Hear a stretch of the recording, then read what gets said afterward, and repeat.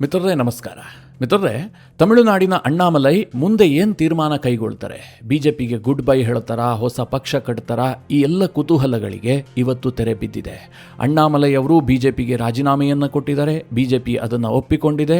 ಅದಾಗ್ತಿದ್ದ ಹಾಗೆ ಅಣ್ಣಾಮಲೈ ಪ್ರೆಸ್ ಮೀಟನ್ನು ಮಾಡಿ, ಅಂದರೆ ಸೋಷಿಯಲ್ ಮೀಡಿಯಾದಲ್ಲಿ ಜನರ ಮುಂದೆ ಬಂದು ತನ್ನ ಮುಂದಿನ ಹಾದಿ ಏನು ಎಂಬುದನ್ನು ಸ್ಪಷ್ಟವಾಗಿ ಘೋಷಣೆ ಮಾಡಿದ್ದಾರೆ. ಅಷ್ಟು ಮಾತ್ರ ಅಲ್ಲ, ಪ್ರಧಾನಿ ನರೇಂದ್ರ ಮೋದಿ ಅವರಿಗೆ ಗೌರವವನ್ನು ಸೂಚಿಸುತ್ತಲೇ ಮುಂದಿನ ದಿನಗಳಲ್ಲಿ ಬಿಜೆಪಿಯೂ ಕೂಡ ತನ್ನ ಎದುರಾಳಿ ಅನ್ನೋದನ್ನು ಸಹ ಹೇಳಿದ್ದಾರೆ. ಬಿಜೆಪಿ ವಿಚಾರದಲ್ಲೂ ಕೂಡ ನನ್ನ ಯಾವ ಮುಲಾಜು ಇಲ್ಲ ಅನ್ನೋದನ್ನ ಸ್ಪಷ್ಟವಾಗಿ ಅಣ್ಣಾಮಲೈ ಹೇಳಿದ್ದಾರೆ. ಹಾಗೆ ಬಿಜೆಪಿಗೆ ನಾನು ಯಾಕೆ ಸೇರ್ಕೊಂಡೆ, ಬಿಡೋದಕ್ಕೆ ಕಾರಣ ಏನು, ಎಲ್ಲವುದನ್ನು ಕೂಡ ಸ್ಪಷ್ಟಪಡಿಸಿದ್ದಾರೆ. ಜೊತೆಗೆ ತಮಿಳುನಾಡಿನಲ್ಲಿ ಹೊಸ ಪೊಲಿಟಿಕಲ್ ಮೂವ್ಮೆಂಟ್ ಅನ್ನು ಕೂಡ ಹುಟ್ಟು ಹಾಕಿದ್ದಾರೆ.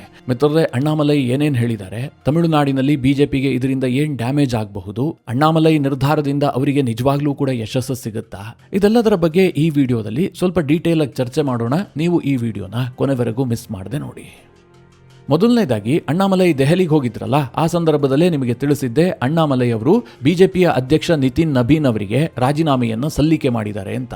ಅದನ್ನು ಬಿಜೆಪಿ ಇವತ್ತು ಅಕ್ಸೆಪ್ಟ್ ಮಾಡಿಕೊಂಡಿದೆ. ಸ್ವತಃ ನಿತಿನ್ ನಬೀನ್ ಅವರೇ ಆ ರಾಜೀನಾಮೆಯನ್ನು ಸ್ವೀಕರಿಸಿದ್ದಾರೆ ಅನ್ನುವ ವಿಚಾರವನ್ನು ಬಿಜೆಪಿಯ ರಾಷ್ಟ್ರೀಯ ಪ್ರಧಾನ ಕಾರ್ಯದರ್ಶಿ ಅರುಣ್ ಸಿಂಗ್ ಅವರು ಸ್ಪಷ್ಟಪಡಿಸಿದ್ರು. ಆ ರಾಜೀನಾಮೆ ಸ್ವೀಕರಿಸಿದಂತಹ ಪತ್ರವನ್ನು ಕೂಡ ಅವರು ಬಿಡುಗಡೆ ಮಾಡಿದ್ರು. ಅದಾದಂತಹ ಕೆಲವೇ ಗಂಟೆಗಳಲ್ಲಿ ಅಣ್ಣಾಮಲೈ ಅವರು ಸೋಷಿಯಲ್ ಮೀಡಿಯಾದಲ್ಲಿ ಒಂದು ಪ್ರೆಸ್ ಮೀಟ್ ಅನ್ನು ಮಾಡಿದ್ರು. ಅದನ್ನ ಪ್ರೆಸ್ ಮೀಟ್ ಅಂತ ಹೇಳೋದಕ್ಕೆ ಸಾಧ್ಯ ಇಲ್ಲ. ಯಾಕೋಸ್ಕರವಾಗಿ ಬಿಜೆಪಿಯನ್ನ ಬಿಟ್ಟೆ, ಯಾವೆಲ್ಲ ವಿಚಾರದಲ್ಲಿ ಗೊಂದಲಗಳು ನಿರ್ಮಾಣ ಆಗಿದ್ವು, ಹಾಗೂ ತನ್ನ ಮುಂದಿನ ನಡೆ ಏನು ಅನ್ನೋದನ್ನ ತನ್ನ ಅಭಿಮಾನಿಗಳಿಗೆ ತಿಳಿಸಿದ್ರು. ಮೊದಲನೇದಾಗಿ ಅಣ್ಣಾಮಲೈ ಅವರು ಸ್ಪಷ್ಟಪಡಿಸಿದ್ದೇನು ಕೇಳಿದ್ರೆ, ನಾನು 2025ರಲ್ಲೇ ಬಿಜೆಪಿಗೆ ರಾಜೀನಾಮೆಯನ್ನು ಕೊಡೋದಕ್ಕೆ ನಿರ್ಧರಿಸಿದ್ದೆ. ಆದರೆ ಆ ಸಂದರ್ಭದಲ್ಲಿ ಚುನಾವಣೆ ಇದ್ದ ಕಾರಣದಿಂದಾಗಿ ಚುನಾವಣೆ ಮುಗಿಸೋದಕ್ಕೆ ಬಿಜೆಪಿಯ ನಾಯಕರು ಸೂಚನೆ ಕೊಟ್ಟಿದ್ರು. ಹೀಗಾಗಿ ಅದನ್ನು ಪಾಲಿಸಿದ್ದೀನಿ ಅಂತ ಅಣ್ಣಾಮಲೈ ಅವರು ಸ್ಪಷ್ಟವಾಗಿ ಹೇಳಿದ್ರು. ಯಾಕೋಸ್ಕರವಾಗಿ ಬಿಜೆಪಿಗೆ ರಾಜೀನಾಮೆ ಕೊಡೋದಕ್ಕೆ ಮುಂದಾದೆ ಅನ್ನೋದಕ್ಕೆ ಅಣ್ಣಾಮಲೈ ಕೊಟ್ಟ ಕಾರಣಗಳೇನು ಕೇಳಿದ್ರೆ, ನನಗೂ ಹಾಗೂ ಬಿಜೆಪಿಯ ನಡುವೆ ಕೆಲವೊಂದಷ್ಟು ವಿಚಾರಗಳಲ್ಲಿ ಸಮನ್ವಯತೆ ಬರಲಿಲ್ಲ. ಮುಖ್ಯವಾಗಿ ತ್ರಿಭಾಷಾ ಸೂತ್ರವನ್ನ ನಾನು ಹಿಂದಿನಿಂದಲೂ ಕೂಡ ವಿರೋಧಿಸಿದ್ದೆ. ಆದರೆ ಬಿಜೆಪಿ ಅದನ್ನ ಇಂಟ್ರೊಡ್ಯೂಸ್ ಮಾಡ್ತು. ನಾನು ಬಿಜೆಪಿ ಒಳಗಿದ್ದೆ, ತ್ರಿಭಾಷಾ ಸೂತ್ರವನ್ನ ವಿರೋಧಿಸೋದಕ್ಕೆ ಸಾಧ್ಯ ಆಗೋದಿಲ್ಲ. ಅಷ್ಟು ಮಾತ್ರ ಅಲ್ಲ, ಇವತ್ತಿನ ಕೆಲ ಪರಿಸ್ಥಿತಿಯಲ್ಲಿ ಬಿಜೆಪಿಯಲ್ಲಿದ್ರೆ ತಮಿಳುನಾಡಿನ ಅಸ್ಮಿತೆಯ ಬಗ್ಗೆ ನನಗೆ ಧ್ವನಿ ಎತ್ತೋದಕ್ಕೂ ಕೂಡ ಸಾಧ್ಯ ಆಗ್ತಾ ಇಲ್ಲ. ಉದಾಹರಣೆಗೆ, ಪಕ್ಕದ ರಾಜ್ಯದ ಮುಖ್ಯಮಂತ್ರಿಗಳಾದಂತಹ ಡಿ.ಕೆ. ಶಿವಕುಮಾರ್ ಅವರು ಪದೇ ಪದೇ ಮೇಕೆದಾಟು ವಿಚಾರವನ್ನ ಪ್ರಸ್ತಾಪ ಮಾಡ್ತಾ ಇದ್ದಾರೆ. ಆದರೆ ತಮಿಳುನಾಡಿನ ಬಿಜೆಪಿ ಘಟಕ ಅದರ ವಿರುದ್ಧವಾಗಿ ಮಾತನಾಡೋದಕ್ಕೆ ಸಾಧ್ಯ ಆಗ್ತಾ ಇಲ್ಲ. ತಮಿಳುನಾಡಿಗೆ ಅದರಿಂದ ತೊಂದರೆ ಆಗ್ತಾ ಇದೆ ಅಂತ ಗೊತ್ತಿದ್ರೂ ಕೂಡ ನಾವು ಅದರ ವಿರುದ್ಧ ಧ್ವನಿ ಎತ್ತೋದಕ್ಕೆ ಸಾಧ್ಯ ಇಲ್ಲ. ಯಾಕೆ ಅಂತಂದ್ರೆ, ಬಿಜೆಪಿ ಅವರು ನಮ್ಮ ಬಾಯಿಗೆ ಬೀಗ ಹಾಕಿದ್ದಾರೆ. ಅದರ ಬಗ್ಗೆ ಮಾತನಾಡದೇ ಇರೋದಕ್ಕೆ, ಸೈಲೆಂಟ್ ಆಗಿರೋದಕ್ಕೆ ಕೇಂದ್ರ ಬಿಜೆಪಿ ನಾಯಕರು ಸೂಚನೆಯನ್ನ ಕೊಡ್ತಾರೆ. ಅಂದ್ರೆ ಅಣ್ಣಾಮಲೈ ಹೇಳಿದ್ದೇನು ಕೇಳಿದ್ರೆ, ಬಿಜೆಪಿಯಲ್ಲೇ ಇದ್ರೆ ತಮಿಳುನಾಡಿನ ವಿಚಾರದಲ್ಲಿ ಒಂದು ರೀತಿಯಲ್ಲಿ ಉಸಿರುಗಟ್ಟಿದ ವಾತಾವರಣ ನಿರ್ಮಾಣ ಆಗ್ತಾ ಇತ್ತು. ಹೀಗಾಗಿ ನಾನು ಅಲ್ಲಿಂದ ಹೊರಬರೋದಕ್ಕೆ ತೀರ್ಮಾನಿಸಿದ್ದೆ ಅನ್ನೋದನ್ನ ಅಣ್ಣಾಮಲೈ ಅವರು ಸ್ಪಷ್ಟವಾಗಿ ಇವತ್ತಿನ ತನ್ನ ಬ್ರೀಫಿಂಗ್ ವೇಳೆ ಜನರ ಮುಂದೆ ಹೇಳಿದ್ದಾರೆ. ಇದರ ಜೊತೆಗೆ ಅಣ್ಣಾಮಲೈ ಅವರು ರಜನಿಕಾಂತ್ ಇನ್ವಿಟೇಷನ್ ಕೊಟ್ಟಂತಹ ವಿಚಾರ, ಹಾಗೆ ವಿಜಯಕಾಂತ್ ಆಫರ್ ವಿಚಾರ ಎಲ್ಲದನ್ನು ಕೂಡ ಮುಕ್ತವಾಗಿ ಹೇಳಿದ್ದಾರೆ. ಅಂತಿಮವಾಗಿ BL ಸಂತೋಷ್ ಅವರು ನನಗೊಂದಷ್ಟು ಭರವಸೆಯನ್ನ ಕೊಟ್ಟಿದ್ರು. ಈ ಕಾರಣದಿಂದಾಗಿ ನಾನು ಬಿಜೆಪಿಯನ್ನ ಸೇರ್ಕೊಂಡಿದ್ದೆ. ಇದನ್ನೂ ಕೂಡ ಅಣ್ಣಾಮಲೈ ಅವರು ಇವತ್ತು ಬಹಿರಂಗಪಡಿಸಿದ್ದಾರೆ. ಅಂದ್ರೆ ಇದು ಏನನ್ನ ಇಂಡಿಕೇಟ್ ಮಾಡ್ತಾ ಇದೆ ಅಂತಂದ್ರೆ, ಬಿಜೆಪಿಯ ಯಾವುದೋ ನಾಯಕರು, ಅದು ಅಮಿತ್ ಶಾ ಆಗಿರಬಹುದು, ಪ್ರಧಾನಿ ನರೇಂದ್ರ ಮೋದಿ ಅವರಾಗಿರಬಹುದು, ಇವರು ಯಾವುದೋ ಹುದ್ದೆಯನ್ನ ಕೊಡ್ತೀನಿ ಅಂತ ನನಗೆ ಆಫರ್ ಮಾಡಿದ್ದಾಗ್ಲಿ, ಅಥವಾ ಯಾವುದೋ ಲಾಭದ ಉದ್ದೇಶಕ್ಕೋಸ್ಕರವಾಗ್ಲಿ ನಾನು ರಾಜಕೀಯಕ್ಕೆ ಬಂದಿದ್ದಲ್ಲ. ಬಿಜೆಪಿಯ ಸಂಘಟನಾ ಕಾರ್ಯದರ್ಶಿಯಾಗಿರುವಂತಹ BL ಸಂತೋಷ್ ಅವರು ನನಗೆ ಆಫರ್ ಮಾಡಿದ್ರು. ಅಂದ್ರೆ ಬಿಜೆಪಿಯ ಸಂಘಟನೆಯಿಂದ ನನಗೆ ಆಫರ್ ಬಂದಿದ್ದು.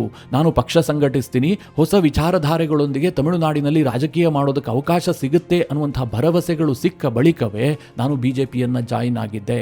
ಆದ್ರೆ ನಂತರದ ದಿನಗಳಲ್ಲಿ ಕೆಲವೊಂದಷ್ಟು ವಿರೋಧಾಭಾಸಗಳು ಮೂಡಿದ್ವು.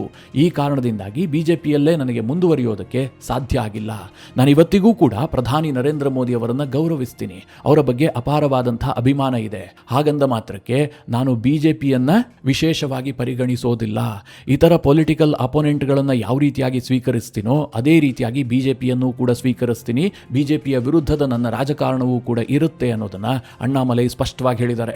ಅಂದ್ರೆ ಕಳೆದ 3-4 ದಿನಗಳಿಂದ ಏನು ಚರ್ಚೆ ಆಗ್ತಾ ಇತ್ತಲ್ವಾ, ಅಣ್ಣಾಮಲೈ ಬರ್ತಾರೆ, ಹೊಸದಾದಂತಹ ಪೊಲಿಟಿಕಲ್ ಮೂವ್ಮೆಂಟ್ ಅನ್ನು ಹುಟ್ಟು ಹಾಕ್ತಾರೆ, ಅದಕ್ಕೆ ಬಿಜೆಪಿ ಸಪೋರ್ಟ್ ಮಾಡುತ್ತೆ, ಅವರು ಡೇ 1ನಿಂದಲೂ ಕೂಡ NDAದಲ್ಲಿರ್ತಾರೆ, ಈ ರೀತಿಯಾದ ರೀತಿಯಾದಂತಹ ಚರ್ಚೆಗಳನ್ನ ಬಿಜೆಪಿಯವರು ಮಾಡ್ತಾ ಇದ್ರು. ಇದು ಅಮಿತ್ ಶಾ ಅವರ ಪ್ಲಾನ್ ಅಂತಲೂ ಕೂಡ ಕೆಲವರು ಚರ್ಚೆ ಮಾಡಿದ್ದುಂಟು. ಮಿತ್ರರೇ, ಅಣ್ಣಾಮಲೈಯವರ ಇವತ್ತಿನ ಸ್ಪಷ್ಟವಾದಂತಹ ಮಾತುಗಳನ್ನ ಕೇಳಿಸ್ಕೊಂಡ್ರೆ ಅಣ್ಣಾಮಲೈಯವರು ಬಿಜೆಪಿಯಿಂದ ಕಂಪ್ಲೀಟ್ ಆಗಿ ಹೊರಗೆ ಬಂದಿದ್ದಾರೆ. ಬಿಜೆಪಿಯ ಜೊತೆಗೆ ಯಾವುದೇ ಕಾರಣಕ್ಕೂ ಕೂಡ ಮುಂದುವರಿಯೋದಿಲ್ಲ. ಜೊತೆಗೆ ಅವರು ಇನ್ನೊಂದನ್ನ ಕೂಡ ಇಂಡಿಕೇಟ್ ಮಾಡಿದ್ದಾರೆ, ಅಂದ್ರೆ ತಮಿಳುನಾಡಿನಲ್ಲಿ ಹೊಸ ರಾಜಕೀಯ ಸಂಸ್ಕೃತಿಯನ್ನ ಹುಟ್ಟುಹಾಕ್ತೀವಿ ಅಂತ. ಈ ಹಿಂದೆ ತಮಿಳುನಾಡಿನ ರಾಜಕಾರಣ ಹೇಗಿರ್ತಾ ಇತ್ತು? ಅಲ್ಲಿರುವಂತಹ ರಾಜಕೀಯ ಪಕ್ಷ ಕೇಂದ್ರ ಸರ್ಕಾರದೊಂದಿಗೆ ಕಿತ್ತಾಡುವಂತಹದ್ದು. ಏನೇ ವಿಚಾರ ಬಂದರೂ ಕೂಡ ಕೇಂದ್ರದ ಜೊತೆಗೆ ಡಿಸಗ್ರಿಮೆಂಟ್. ಆದ್ರೆ ನನ್ನ ರಾಜಕಾರಣ ಹಾಗಿರೋದಿಲ್ಲ. ನಾನೊಬ್ಬ ತಮಿಳಿಗ. ತಮಿಳಿನ ಅಸ್ಮಿತೆಯ ಬಗ್ಗೆ ನನಗೆ ಅಪಾರವಾದಂತಹ ಗೌರವವಿದೆ. ಅದರ ಬಗ್ಗೆ ನನ್ನ ರಾಜಕಾರಣ ಇರುತ್ತೆ. ಹಾಗಂದ ಮಾತ್ರಕ್ಕೆ ನಾನು ಭಾರತದ ರಾಷ್ಟ್ರೀಯತೆಯನ್ನು ತೊರೆಯೋದಿಲ್ಲ. I am a proud Indian. ನನಗೆ ಭಾರತೀಯ ಅನ್ನೋದಕ್ಕೆ ಸಾಕಷ್ಟು ಹೆಮ್ಮೆ ಇದೆ. ನಾನು ಉತ್ತರ ಭಾರತದಲ್ಲಿ IIM ಮಾಡಿದ್ದು, ಕರ್ನಾಟಕದಲ್ಲಿ ನಾನು ಪೊಲೀಸ್ ವೃತ್ತಿಯನ್ನ ಮಾಡಿದ್ದು, ಬಿಜೆಪಿಯಲ್ಲಿ ಇದ್ದಂತಹ ಸಂದರ್ಭದಲ್ಲಿ ಬೇರೆ ಬೇರೆ ರಾಜ್ಯದಲ್ಲಿ ಹೋಗಿ ಕೆಲಸ ಮಾಡಿದ್ದೀನಿ. ಇಡೀ ದೇಶದ ಚಿತ್ರಣ ನನಗೆ ಗೊತ್ತು. ಭಾರತೀಯ ಅನ್ನೋದಕ್ಕೆ ನನಗೆ ಸಾಕಷ್ಟು ಹೆಮ್ಮೆ ಇದೆ. ನಾನು ರಾಷ್ಟ್ರೀಯತೆಯನ್ನ ತೊರೆಯೋದಿಲ್ಲ ಅಂತ ಅಣ್ಣಾಮಲೈ ಬಹಳ ಸ್ಪಷ್ಟವಾಗಿ ಹೇಳಿದ್ದಾರೆ. ಇದರ ಅರ್ಥ ಏನು ಕೇಳಿದ್ರೆ, ಅಣ್ಣಾಮಲೈಯವರು ತಮಿಳುನಾಡಿನಲ್ಲಿ ಹೊಸ ಐಡಿಯಾಲಜಿಯೊಂದಿಗೆ ರಾಜಕಾರಣವನ್ನ ಆರಂಭಿಸ್ತಾ ಇದ್ದಾರೆ. ಅವರು ಇನ್ನೊಂದನ್ನು ಕೂಡ ಸ್ಪಷ್ಟವಾಗಿ ಹೇಳಿದ್ದಾರೆ, ಮುಂದಿನ ಚುನಾವಣೆಯಲ್ಲಿ ನಾವು ಏಕಾಂಗಿಯಾಗಿ ಹೋಗ್ತೀವಿ. We the leaders.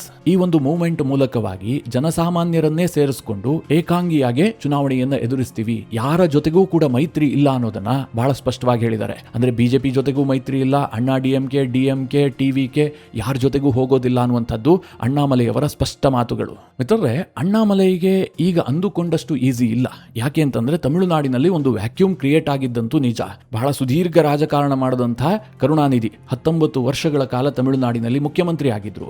ಅದಾದ ನಂತರ ಜಯಲಲಿತಾ ಅವರು ಕೂಡ ಸರಿಸುಮಾರು 16 ವರ್ಷಗಳ ಕಾಲ ತಮಿಳುನಾಡಿನಲ್ಲಿ ಮುಖ್ಯಮಂತ್ರಿ ಆಗಿದ್ರು. ಆಲ್ಮೋಸ್ಟ್ 35 ವರ್ಷಗಳ ಕಾಲ ಈ ಇಬ್ಬರ ಕೈಯಲ್ಲೇ ತಮಿಳುನಾಡಿತ್ತು. ಅವರಿಬ್ಬರ ನಿಧನದ ಬಳಿಕ ತಮಿಳುನಾಡಿನಲ್ಲಿ ಒಂದು ವ್ಯಾಕ್ಯೂಮ್ ಕ್ರಿಯೇಟ್ ಆಗಿತ್ತು. ಸ್ಟಾಲಿನ್ಗಾಗ್ಲಿ ಅಥವಾ AIDMKಯ ಪಳನಿಸ್ವಾಮಿಗಾಗ್ಲಿ ಜಯಲಲಿತಾ ಮತ್ತು ಕರುಣಾನಿಧಿಗಿದ್ದಂತಹ ಚಾರ್ಮ್ ಇರಲಿಲ್ಲ. ಎರಡನೆಯದಾಗಿ ತಮಿಳುನಾಡಿನಲ್ಲೂ ಕೂಡ ಒಂದು ಜನರೇಷನ್ ಶಿಫ್ಟ್ ಆಗಿತ್ತು. ಅದನ್ನ ಅರ್ಥ ಮಾಡಿಕೊಂಡು ಸರಿಯಾದ ಟೈಮಿಗೆ ರಾಜಕೀಯಕ್ಕೆ ಬಂದಿದ್ದು ವಿಜಯ್ ಅವರು. ಮಿತ್ರರೇ, ಆ ಅವಕಾಶ ಅಣ್ಣಾಮಲೈಗೆ ಸಿಗ್ತಾ ಇತ್ತು. ಬಿಜೆಪಿ ಸರಿಯಾಗಿ ಪುಷ್ ಮಾಡಿಲ್ಲ. 2024ರ ಚುನಾವಣೆಯಲ್ಲಿ ಅಣ್ಣಾಮಲೈಗೆ ಏನು ಫ್ರೀಡಮ್ ಅನ್ನು ಕೊಟ್ಟಿದ್ರಲ್ಲ, NDA ನೇತೃತ್ವವನ್ನು ಬಿಜೆಪಿಯೇ ವಹಿಸಿಕೊಂಡು ಚಿಕ್ಕ ಪುಟ್ಟ ಪಕ್ಷಗಳನ್ನೆಲ್ಲ ಸೇರಿಸಿಕೊಂಡು ಚುನಾವಣೆಯನ್ನು ಎದುರಿಸಿ 18% ವೋಟ್ ಶೇರ್ ಅನ್ನು ಪಡೆದಿದ್ರಲ್ಲ, ಅದೇ ಮಾದರಿಯಲ್ಲಿ ಈ ಬಾರಿಯ ಚುನಾವಣೆಯನ್ನು ಎದುರಿಸಿದ್ರೆ ವಿಜಯ್ ವೇಗಕ್ಕೆ ಕಡಿವಾಣ ಹಾಕಬಹುದಾಗಿತ್ತು. ಅಣ್ಣಾಮಲೈ ಜೊತೆಗೆ ಬಂದಿದ್ದಂತಹ ಯೂತ್ಸ್ ಈ ಬಾರಿ ಪಕ್ಷ ಬಿಟ್ಟು ಹೋಗ್ತಾ ಇರಲಿಲ್ಲ. ಈಗ ಅವರೆಲ್ಲರೂ ಕೂಡ ವಿಜಯ್ ಜೊತೆಗೆ ಹೋಗಿ ಸೆಟಲ್ ಆಗಿದ್ದಾರೆ. ಇಂತಹ ಸಂದರ್ಭದಲ್ಲಿ ಅಣ್ಣಾಮಲೈ ಪುನಃ ಝೀರೋದಿಂದ ಆರಂಭಿಸ್ತೀನಿ ಅಂತ ಹೊರಟಿದ್ದಾರೆ. ಅಂದ್ರೆ ಬಿಜೆಪಿಯಿಂದ ಕಂಪ್ಲೀಟ್ ಆಗಿ ಹೊರಗೆ ಬಂದು ತನ್ನದೇ ಆದಂತಹ ಒಂದು ರಾಜಕೀಯ ಸಿದ್ಧಾಂತದೊಂದಿಗೆ ಪಕ್ಷ ಕಟ್ಟೋದಕ್ಕೆ ಹೊರಟಿದ್ದಾರೆ. ಈಗ ವಿಜಯ್ ಕೂಡ ತಮಿಳುನಾಡಿನಲ್ಲಿ ಪಕ್ಷ ಕಟ್ಟಿದ್ದು ಹೇಗೆ? ಅಲ್ಲಿ ದ್ರಾವಿಡ ಮೂವ್ಮೆಂಟ್ ಇತ್ತು, ದ್ರಾವಿಡ ಪಾಲಿಟಿಕ್ಸ್. ಅದು AIDMK ಇರಬಹುದು ಅಥವಾ DMK ಇರಬಹುದು. ಅವರು ಪ್ರತಿಪಾದನೆ ಮಾಡ್ತಾ ಇದ್ದಿದ್ದು ಅದೇ ಸಿದ್ಧಾಂತ. ಅವರು ದೇವರನ್ನು ವಿರೋಧಿಸ್ತಾ ಇದ್ರು, ಕೇವಲ ತಮಿಳು ಅಸ್ಮಿತೆಯನ್ನು ಹೇಳ್ತಾ ಇದ್ರು. ಆದರೆ ವಿಜಯ್ ಏನ್ ಮಾಡಿದ್ರು? ನನಗೆ ಪೆರಿಯಾರ್ ಕೂಡ ಬೇಕು, ಅಂಬೇಡ್ಕರ್ ಕೂಡ ಬೇಕು, ತಮಿಳುನಾಡಿನ ಅಸ್ಮಿತೆಯೂ ಕೂಡ ಬೇಕು, ನಾನು ಎಲ್ಲ ಧರ್ಮವನ್ನು ಗೌರವಿಸ್ತೀನಿ. ಈ ರೀತಿಯಾದಂತಹ ಒಂದು ರಾಜಕೀಯ ಸಿದ್ಧಾಂತದೊಂದಿಗೆ ವಿಜಯ್ ರಾಜಕೀಯ ಪ್ರವೇಶ ಮಾಡಿದ್ರು. ಇದು ವಿಜಯ್ಗೆ ಕೈ ಹಿಡಿದಿದೆ. ಈಗ ಅಣ್ಣಾಮಲೈ ರಾಜಕೀಯಕ್ಕೆ ಬರಬೇಕಾದ್ರೂ ಕೂಡ ಹೊಸದಾದಂತಹ ರಾಜಕೀಯ ಸಿದ್ಧಾಂತ ಬೇಕು. ಹಳೆ ಮದ್ಯ ಹೊಸ ಬಾಟಲ್ ಆದ್ರೆ ಜನ ಅದನ್ನ ಒಪ್ಕೊಳ್ಳೋದಿಲ್ಲ. ಯಾಕೆಂದ್ರೆ ವಿಜಯ್ ಈಗಾಗಲೇ ಆ ಒಂದು ವ್ಯಾಕ್ಯೂಮ್ ಅನ್ನ ಆವರಿಸಿಕೊಂಡಿದ್ದಾರೆ. ಈಗಾಗಲೇ ವಿಜಯ್ ಬಳಿಗೆ ಹೋದಂತಹ ವೋಟರ್ಸ್ ಗಳನ್ನ ಸೆಳಿಬೇಕಾದ್ರೆ ಅಣ್ಣ ಎಕ್ಸ್ಟ್ರಾ ಕೆಲಸ ಮಾಡಬೇಕು, ಹೊಸತೇನನ್ನು ಕೊಡಬೇಕು. ಅದಕ್ಕೋಸ್ಕರವಾಗಿ ಅಣ್ಣಾಮಲೈ ಏನ್ ಮಾಡ್ತಾ ಇದ್ದಾರೆ? ತಮಿಳುನಾಡಿನ ಅಸ್ಮಿತೆ, ಭಾರತದ ರಾಷ್ಟ್ರೀಯತೆ ಜೊತೆಗೆ ಸ್ಟಾರ್ಡಮ್ ಇಲ್ಲದಂತಹ ಕಾಮನ್ ಮೆನ್ ಪಾಲಿಟಿಕ್ಸ್, ಇದು ಅಣ್ಣಾಮಲೈಯವರ ಒಂದು ಪ್ರಯೋಗ. ಇವತ್ತಿನ ಬ್ರೀಫಿಂಗ್ ವೇಳೆಯೂ ಕೂಡ ಅದನ್ನು ಸ್ಪಷ್ಟಪಡಿಸಿದ್ರು. ನನ್ನ ಜನ್ಮದಿನ ನಿನ್ನೆ, ನಾನು ಇದನ್ನ ಘೋಷಣೆ ಮಾಡಬೇಕು ಅಂತ ಕೆಲವರ ಉದ್ದೇಶ ಆಗಿತ್ತು. ನಾನು ಅದನ್ನ ಮಾಡಿಲ್ಲ. ಯಾಕೆ ಅಂತಂದ್ರೆ ನಾನು ಕಲ್ಟ್ ಪಾಲಿಟಿಕ್ಸ್ ಅನ್ನ ವಿರೋಧಿಸ್ತೀನಿ. ಜನಸಾಮಾನ್ಯರಿಂದ ಜನಸಾಮಾನ್ಯರಿಗೋಸ್ಕರವಾಗಿ ರಾಜಕೀಯ ಮಾಡಬೇಕು, ಇದು ನನ್ನ ಉದ್ದೇಶ ಆಗಿದೆ. ಇಲ್ಲಿ ಸ್ಟಾರ್ಡಮ್ಗೂ ಅವಕಾಶ ಇಲ್ಲ, ಫ್ಯಾಮಿಲಿ ಪಾಲಿಟಿಕ್ಸ್ಗೂ ಕೂಡ ಅವಕಾಶ ಇಲ್ಲ.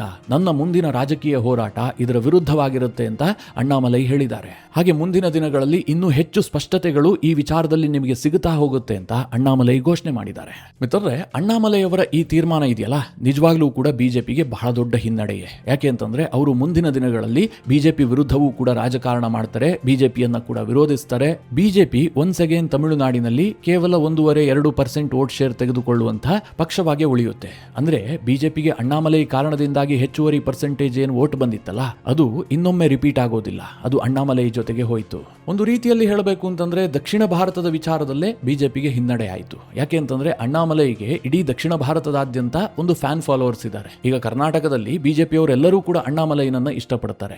ಸಹಜವಾಗಿ ಅವರಿಗೂ ಕೂಡ ಬೇಸರ ಆಗಿರುತ್ತೆ ಬಿಜೆಪಿಯವರು ಸರಿಯಾಗಿ ನಡೆಸ್ಕೊಂಡಿಲ್ಲ ಅಂತ. ಆದ್ರೆ ಇದು ಮುಂದಿನ ದಿನಗಳಲ್ಲಿ ಉಳಿದ ರಾಜ್ಯದಲ್ಲಿ ಸರಿ ಹೋಗಬಹುದು, ತಮಿಳುನಾಡಿನಲ್ಲಿ ಸರಿ ಹೋಗೋದಿಲ್ಲ. ಈಗಿರುವಂತಹ ಪ್ರಶ್ನೆ ಏನು ಕೇಳಿದ್ರೆ, ಅಣ್ಣಾಮಲೈಯವರ ಹೊಸ ಪ್ರಯತ್ನಕ್ಕೆ ಯಶಸ್ಸು ಸಿಗುತ್ತಾ? 2031 ಚುನಾವಣೆಯಲ್ಲಿ ಅಣ್ಣಾಮಲೈ ಮ್ಯಾಜಿಕ್ ಮಾಡ್ತಾರಾ? ಈ ಪ್ರಶ್ನೆಯನ್ನ ಕೇಳೋದೇ ಆದ್ರೆ ಈಗಲೇ ಏನು ಹೇಳೋದಕ್ಕೆ ಸಾಧ್ಯ ಇಲ್ಲ. ತಮಿಳುನಾಡಿನಲ್ಲಿ ಏನ್ ಬೇಕಾದ್ರೂ ಆಗಬಹುದು. ವಿಜಯ್ ಅಧಿಕಾರಕ್ಕೆ ಬರುತ್ತಾರೆ ಅಂತ ಯಾರೂ ಭಾವಿಸಿರಲಿಲ್ಲ. ಆದ್ರೆ ವಿಜಯ್ ಒಂದು ಬೆನಿಫಿಟ್ ಏನಿತ್ತು ಕೇಳಿದ್ರೆ, ಅವರು ಸುದೀರ್ಘವಾಗಿ ಸಿನಿಮಾ ರಂಗದಲ್ಲಿದ್ರು, ಅವರಿಗೆ ದೊಡ್ಡದಾದಂತಹ ಫ್ಯಾನ್ ಬೇಸ್ ಇತ್ತು, ಜೊತೆಗೆ ಫ್ಯಾನ್ ಅಸೋಸಿಯೇಷನ್ಗಳನ್ನ ತಮಿಳುನಾಡಿನ ಮೂಲೆ ಮೂಲೆಯಲ್ಲೂ ಕೂಡ ಹೊಂದಿದ್ರು. ಅದನ್ನೇ ಪಕ್ಷದ ಕಚೇರಿಯನ್ನಾಗಿ ರೂಪಿಸಿ ಅವರು ಅಧಿಕಾರಕ್ಕೆ ಬಂದರು.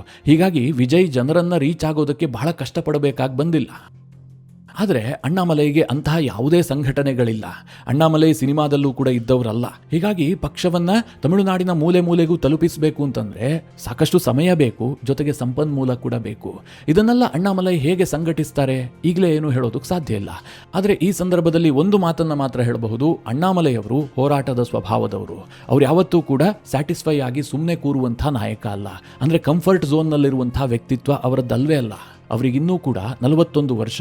ಅವರು ಆರಂಭದಲ್ಲಿ ಮೆಕ್ಯಾನಿಕಲ್ ಇಂಜಿನಿಯರ್ ಆಗ್ತಾರೆ. ಅವರೇನಾದರೂ ಮನಸ್ಸು ಮಾಡಿದರೆ ಒಳ್ಳೆ ಕೆಲಸ ತೆಗೆದುಕೊಂಡು ಲಕ್ಷಾಂತರ ಸಂಬಳ ಪಡೆದು ಆರಾಮವಾಗಿ ಜೀವನ ನಡೆಸಬಹುದಾಗಿತ್ತು. ಆದರೆ ಅಣ್ಣಾಮಲೈ ಅದಕ್ಕೆ ತೃಪ್ತಿ ಪಟ್ಟಿಲ್ಲ. ಅನಂತರ MBA ಮಾಡ್ತಾರೆ, ಅದು ಕೂಡ IIM ಅಲ್ಲಿ. ಅದಾದ ಬಳಿಕವೂ ಕೂಡ ಯಾವುದಾದ್ರೂ ಒಳ್ಳೆ ಕೆಲಸ ತೆಗೆದುಕೊಂಡು ಫಾರಿನಲ್ಲೇ ಸೆಟ್ಲ್ ಆಗಬಹುದಾಗಿತ್ತು. ಆದರೆ ಅದಕ್ಕೂ ಕೂಡ ಅಣ್ಣಾಮಲೈ ಮುಂದಾಗಲಿಲ್ಲ. UPSC ಎಕ್ಸಾಮ್ ಅನ್ನ ಬರೀತಾರೆ, ಪಾಸ್ ಆಗ್ತಾರೆ, IPS ಆಫೀಸರ್ ಆಗಿ ಕರ್ನಾಟಕದಲ್ಲಿ ಸಿಂಗಂ ಅಂತ ಹೆಸರು ಪಡಿತಾರೆ. ಅಣ್ಣಾಮಲೈಗೆ ಪೊಲೀಸ್ ಕೆರಿಯರ್ ತುಂಬಾ ಚೆನ್ನಾಗಿತ್ತು. ಅವರೇನಾದರೂ ಮನಸ್ಸು ಮಾಡಿದ್ರೆ ಕರ್ನಾಟಕದಲ್ಲಿ ಪೊಲೀಸ್ ವೃತ್ತಿಯಲ್ಲೇ ಬಹಳ ದೊಡ್ಡ ಹೆಸರು ಮಾಡಬಹುದಿತ್ತು. ಅಥವಾ ರಾಜಕೀಯಕ್ಕೆ ಬರುವಂತಹ ಸಂದರ್ಭದಲ್ಲಿ ಕರ್ನಾಟಕವನ್ನೇ ಚೂಸ್ ಮಾಡಿಕೊಂಡಿದ್ರೆ ಅಣ್ಣಾಮಲೈ ಇವತ್ತು MP-ನೋ ಮಂತ್ರಿನೋ ಆಗಿರ್ತಾ ಇದ್ರು. ಆದರೆ ಅವರು ತಮಿಳುನಾಡನ್ನ ಚೂಸ್ ಮಾಡ್ತಾರೆ. ತಮಿಳುನಾಡಿನಲ್ಲಿ ಹೋರಾಟದ ಹಾದಿಯನ್ನ ಹಿಡಿತಾರೆ. ಬಿಜೆಪಿಯನ್ನ ಕಟ್ಟೋದಕ್ಕೆ ಹೊರಡ್ತಾರೆ. ಎನ್ ಮಣ್ ಎನ್ ಮಕ್ಕಳು ಅನ್ನುವಂತಹ ಪಾದಯಾತ್ರೆ ಇದೆಯಲ್ಲ, ಇವತ್ತಿಗೂ ಕೂಡ ನನ್ನ ಕಣ್ಣಿನಲ್ಲಿ ಕಟ್ಟಿದ ಹಾಗಿದೆ. ಅವರು ಎಲ್ಲೇ ಹೋದ್ರೂ ಕೂಡ ಜನ ಸೇರ್ತಾ ಇದ್ರು. ಅಣ್ಣಾಮಲೈಗೆ ಬೆಂಬಲ ವ್ಯಕ್ತವಾಗ್ತಾ ಇತ್ತು. ಅದು ಚುನಾವಣೆಯಲ್ಲೂ ಕೂಡ ರಿಸಲ್ಟ್ ಅನ್ನು ಕೊಟ್ಟಿತ್ತು. ಕೇವಲ 3% ವೋಟ್ ಶೇರ್ ಇದ್ದಂತಹ ಬಿಜೆಪಿಯನ್ನ 11%ಗೆ ತೆಗೆದುಕೊಂಡು ಹೋಗಿತ್ತು. NDA ವೋಟ್ ಶೇರ್ 18%ಗೆ ಹೋಗಿತ್ತು ವಿತೌಟ್ AIADMK. ಈಗ ಅಣ್ಣಾಮಲೈ ಅದೆಲ್ಲದನ್ನ ತ್ಯಾಗ ಮಾಡಿಬಿಟ್ಟು ಮತ್ತೆ ಝೀರೋದಿಂದ ಶುರು ಮಾಡಿದ್ದಾರೆ. ಇದಕ್ಕೆ ತಮಿಳುನಾಡಿನ ಜನ ಯಾವ ರೀತಿಯಾಗಿ ಸೊಪ್ಪು ಹಾಕ್ತಾರೆ, ಅಣ್ಣಾಮಲೈಗೆ ರಾಜಕೀಯವಾಗಿ ಯಾವ ರೀತಿಯಾಗಿ ಯಶಸ್ಸು ಸಿಗುತ್ತೆ ಕಾದು ನೋಡಬೇಕಷ್ಟೇ. ಒಟ್ಟಿನಲ್ಲಿ ನಾನಂತೂ ಮನಸಾರೆ ಬಯಸ್ತೀನಿ ಅಣ್ಣಾಮಲೈಗೆ ಯಶಸ್ಸು ಸಿಗಲಿ. ಯಾಕೆ ಅಂತಂದ್ರೆ ಅವರೊಬ್ಬ ಕಮಿಟ್ಮೆಂಟ್ ಇರುವಂತಹ ನಾಯಕ, ಊಸುರುವಳ್ಳಿ ರಾಜಕಾರಣಿ ಅಲ್ಲ. ಇವತ್ತು ಮಾಡಿದಂತಹ ಬ್ರೀಫಿಂಗ್ ಇದೆಯಲ್ಲ, ಇದನ್ನ ಅಣ್ಣಾಮಲೈ ಮೊನ್ನೆನೇ ಮಾಡಬಹುದಿತ್ತು. ಇವತ್ತು ಯಾವುದಾದರೂ ರಾಜಕಾರಣಿ ಪಕ್ಷದ ಪ್ರಾಥಮಿಕ ಸದಸ್ಯತ್ವ ಸ್ಥಾನಕ್ಕೆ ರಾಜೀನಾಮೆ ಕೊಡೋದಕ್ಕೆ ರಾಷ್ಟ್ರಾಧ್ಯಕ್ಷರನ್ನ ಭೇಟಿ ಆಗ್ತಾರಾ? ಅಂತಹ ಅವಕಾಶವಾದರೂ ಸಿಗುತ್ತಾ? ಬಿಜೆಪಿಯಲ್ಲಿ ಆ ಅವಕಾಶವೂ ಸಿಕ್ತು. ಅಣ್ಣಾಮಲೈ ಭೇಟಿಯಾದ್ರು, ತನ್ನ ಉದ್ದೇಶವನ್ನ ಸ್ಪಷ್ಟವಾಗಿ ತಿಳಿಸಿದ್ರು. ಅಂದ್ರೆ ಹಳೆ ಗೊಡ್ಡು ರಾಜಕೀಯ ಸಂಸ್ಕೃತಿಗೆ ನಾನು ತಿಲಾಂಜಲಿ ಇಡ್ತೀನಿ. ರಾಜಕೀಯ ಅಂತಂದ್ರೆ ಏನೋ ದ್ವೇಷ ಮಾಡೋದು, ಪರಸ್ಪರ ಹೇಳಿಕೆಗಳನ್ನ ಕೊಡೋದು, ಆ ರೀತಿಯಾಗಿ ಇರೋದಿಲ್ಲ ಅನ್ನೋದನ್ನು ಕೂಡ ಅಣ್ಣಾಮಲೈ ಈ ವೇಳೆ ಸಾಧಿಸಿ ತೋರಿಸಿದ್ದಾರೆ. ನನಗೆ ಬಹಳ ಇಂಟ್ರೆಸ್ಟಿಂಗ್ ಆಗಿರುವಂತಹದ್ದು ಬಿಜೆಪಿ ಇದನ್ನ ಯಾವ ರೀತಿಯಾಗಿ ಸ್ವೀಕರಿಸುತ್ತೆ ಅಂತ. ಅಣ್ಣಾಮಲೈ ನನಗೆ ಪ್ರಧಾನಿ ನರೇಂದ್ರ ಮೋದಿ ಅವರ ಬಗ್ಗೆ ಗೌರವವಿದೆ ಅಂತ ಹೇಳಿದ್ದಾರೆ. ಆದರೆ ನಾನು ಬಿಜೆಪಿಯನ್ನ ಕೂಡ ಇನ್ನೊಂದು ರಾಜಕೀಯ ಪಕ್ಷದಂತೆಯೇ ಟ್ರೀಟ್ ಮಾಡ್ತೀನಿ ಅಂತ ಕೂಡ ಹೇಳಿದ್ದಾರೆ. ಇದನ್ನ ಅಣ್ಣಾಮಲೈ ಹೇಗೆ ನಿಭಾಯಿಸ್ತಾರೆ? ಇದು ಸದ್ಯಕ್ಕಿರುವಂತಹ ಪ್ರಶ್ನೆ. ಮುಂದಿನ ದಿನಗಳಲ್ಲಿ ಇದಕ್ಕೆ ಒಂದಷ್ಟು ಕ್ಲಾರಿಟಿಗಳು ಸಿಗಬಹುದು. ಮಿತ್ರರೇ, ಈ ಇಡೀ ವಿಚಾರದ ಕುರಿತಾಗಿ ನೀವೇನು ಹೇಳ್ತೀರಿ? ನಿಮ್ಮ ಅನಿಸಿಕೆ ಅಭಿಪ್ರಾಯವನ್ನ ಕಮೆಂಟ್ ಮಾಡುವ ಮೂಲಕ ನಮಗೆ ತಿಳಿಸಿ. ಹಾಗೆ ನಿಮಗೆ ಈ ವಿಡಿಯೋ ಇಷ್ಟವಾದರೆ ಲೈಕ್ ಮಾಡಿ. ಜೊತೆಗೆ ನೀವಿನ್ನೂ ನಿಮ್ಮ ನೆಚ್ಚಿನ ಸಂಸ್ಕಾರ ಸೌರಭ ಯೂಟ್ಯೂಬ್ ಚಾನಲ್ನ ಸಬ್ಸ್ಕ್ರೈಬ್ ಮಾಡಿಲ್ಲ ಅಂತಾದರೆ ಈ ಕೂಡಲೇ ಸಬ್ಸ್ಕ್ರೈಬ್ ಮಾಡಿ. ಮುಂದಿನ ಎಲ್ಲ ಅಪ್ಡೇಟ್ಗಳ ನೋಟಿಫಿಕೇಷನ್ಗಾಗಿ ಬೆಲ್ ಐಕಾನ್ ಒತ್ತಿ.